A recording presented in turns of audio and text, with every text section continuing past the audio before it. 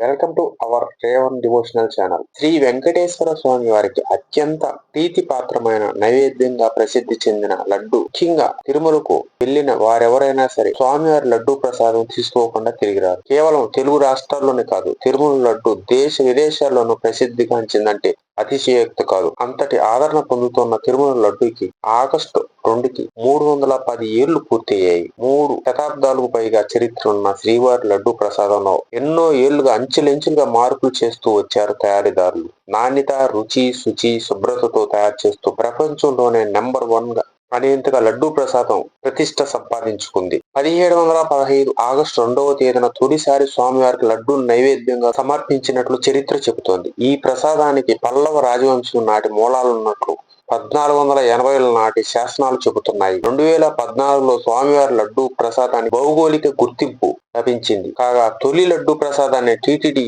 8 రూపాయలకే విక్రయించేది. క్రమంగా 2, 5, 10 రూపాయలు, 15, 25 నుంచి ఇప్పుడు 50కి విక్రయిస్తోంది. జియోగ్రాఫికల్ ఇండికేషన్ ట్యాగ్ తో తిరుమల లడ్డూని బ్లాక్ మార్కెట్ లో విక్రయించడం తగ్గింది. డూప్లికేట్ లడ్డూలను ఆన్లైన్ లో విక్రయించాలని చాలా మంది ప్రయత్నించగా ఒరిజినల్ లడ్డూ టేస్ట్ రాకపోవడంతో అది విరమించుకున్నారు.